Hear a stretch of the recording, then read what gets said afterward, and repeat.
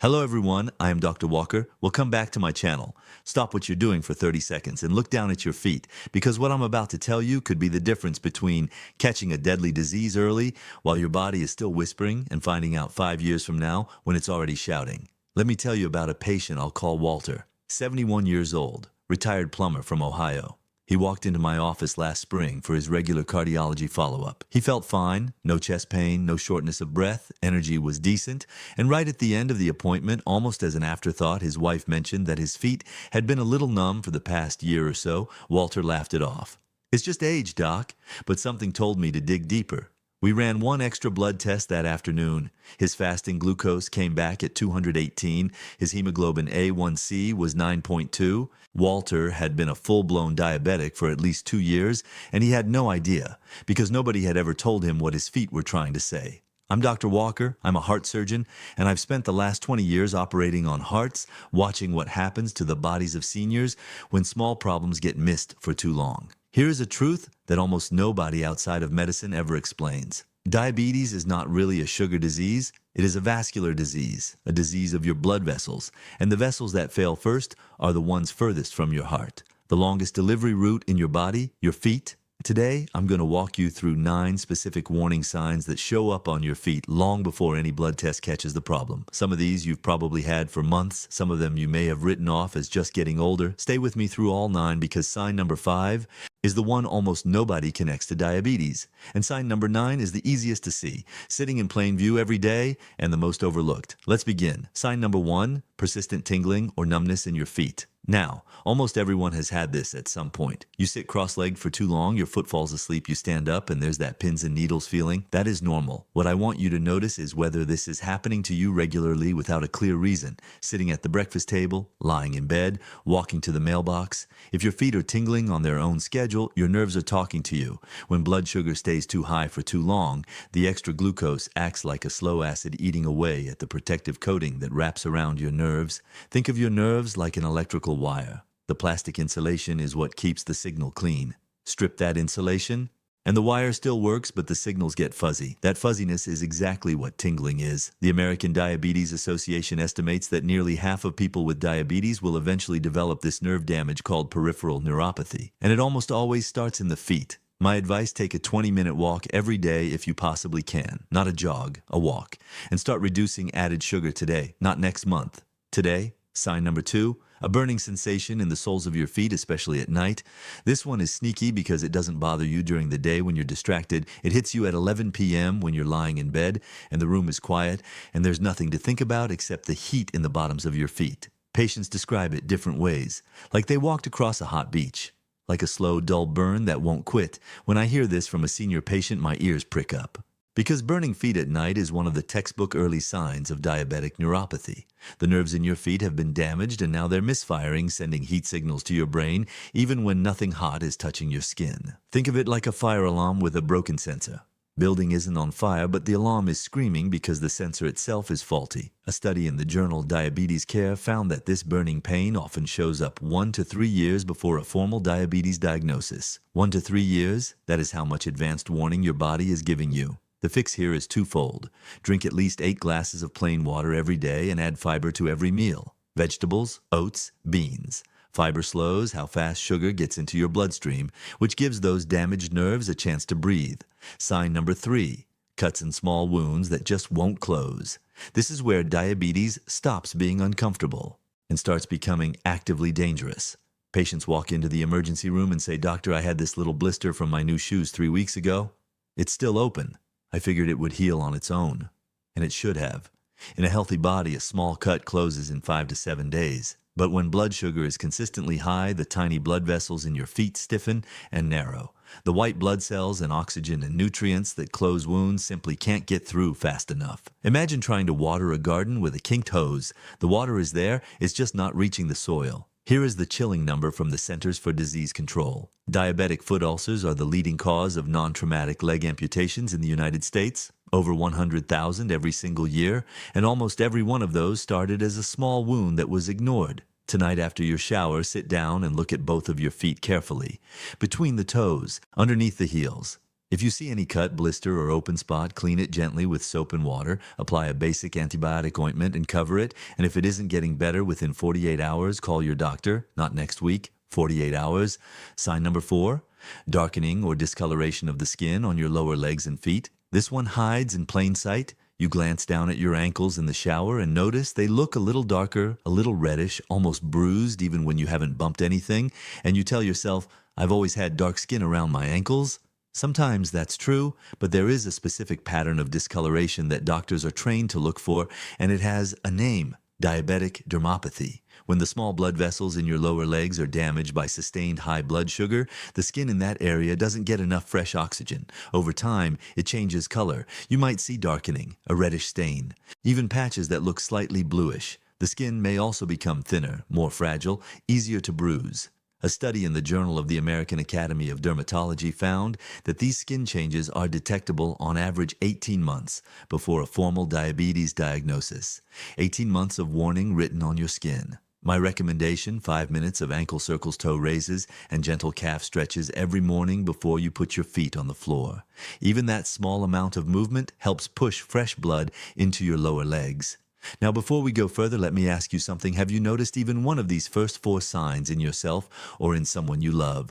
If the answer is yes, please type the word yes in the comments below. Just the word yes. I read every single comment on this channel and I want to know what you're noticing in your own body. And while you're there, please hit the like button. It tells YouTube to show this video to more seniors who need to see it. Sign number 5, heels that crack and split open and just won't heal no matter how much lotion you use. This is the one that surprises my patients the most. Cracked heels are common in older adults, I understand that, but when your heels are cracking deeply in the middle of July, when your lotion does nothing no matter how much you apply, that is a completely different story. Diabetes attacks a special group of nerves called the autonomic nerves. These are the nerves that control automatic functions you never think about, including the sweat glands in your feet that keep the skin naturally moist from the inside. When those nerves get damaged by high blood sugar, the moisture pump shuts off. No amount of lotion fixes the source. And those cracks in the skin of your feet are not just a cosmetic problem. They are open doors for bacteria. In a foot with poor circulation, a bacterial infection can turn serious in days, not weeks. The American Podiatric Medical Association has identified chronic treatment-resistant heel cracking as a meaningful indicator of autonomic neuropathy in seniors. Every night before bed, moisturize your feet thoroughly. Coconut oil works beautifully, but any good lotion will do. Applied to the soles and heels, but never between the toes. Trapped moisture between the toes invites fungus. And drink your water.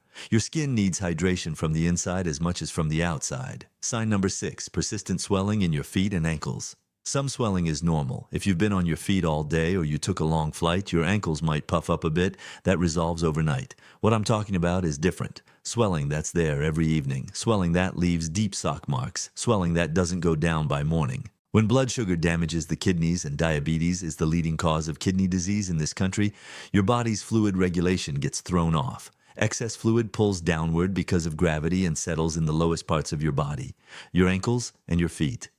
Press your finger into a swollen ankle, hold for 5 seconds and let go.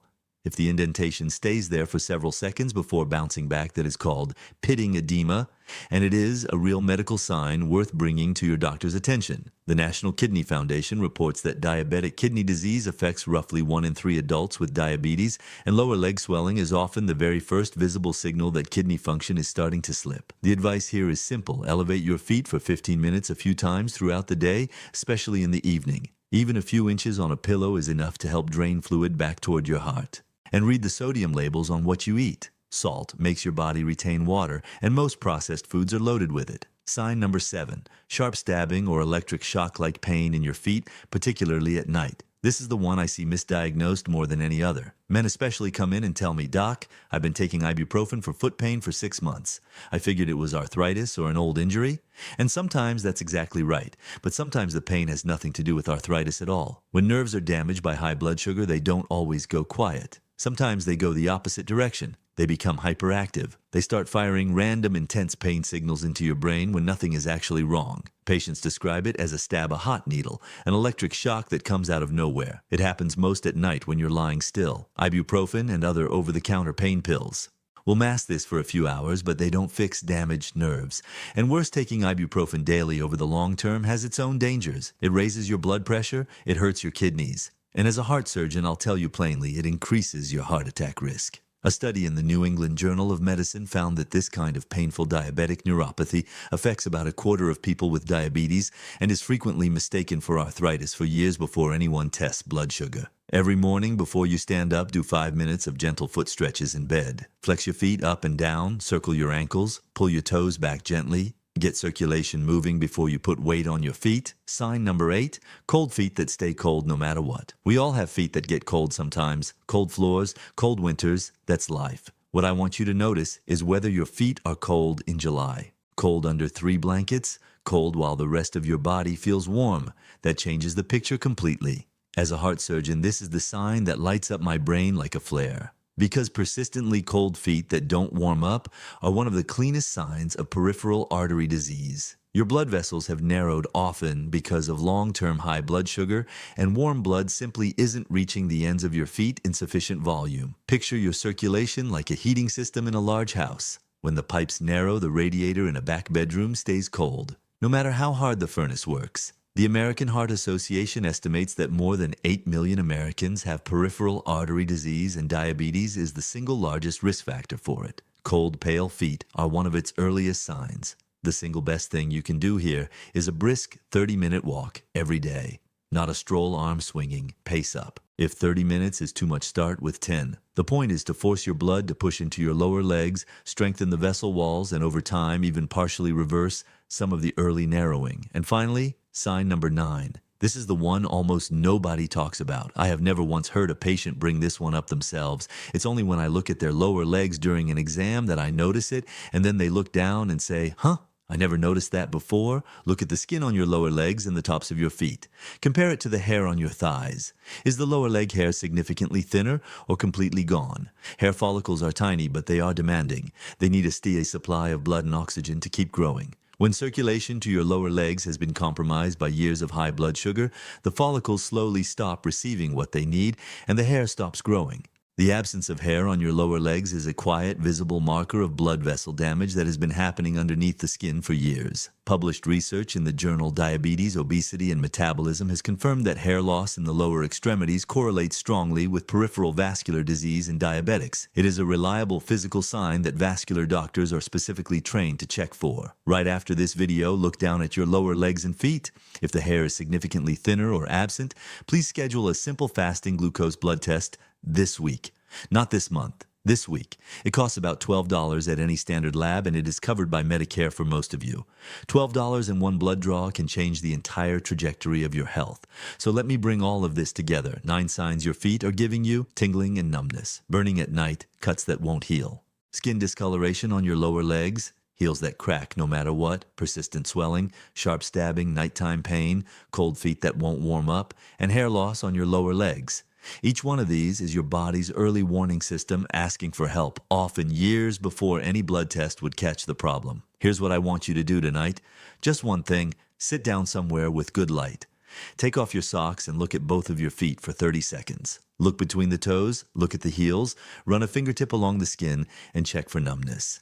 Examine the color of your ankles. If you see or feel even one of the 9 signs we just covered, please call your doctor tomorrow morning and ask for a fasting glucose and a hemoglobin A1C blood test. The earlier this is caught, the more completely it can be managed, in most cases with a change in diet, daily movement, and a real conversation with your doctor. You have worked too hard for the life you have. Your independence, your energy, your ability to do what you love. Don't let a manageable condition like blood sugar take any of it from you, just because nobody told you what to look for. Now you know. If this video helped you, please do 2 things for me. First, share it on Facebook right now and tag one person you love who is over 50. A spouse, a sibling, a neighbor. You might be giving them a piece of information they desperately need and don't know they need. And second, subscribe to this channel. I'm Dr. Walker. I'm a heart surgeon, and I post a new video every week with the kind of honest health information I share with my own patients, things most people never hear outside of a doctor's office. Subscribe and bring someone you love along for the journey. Everything I share today is general health education based on published medical research. It is not a replacement for personal medical advice. Every person's situation is different. Please talk with your own doctor before making any changes to your diet, your medications, or your routine. I'm Dr. Walker. Take care of those feet. I will see you in the next one.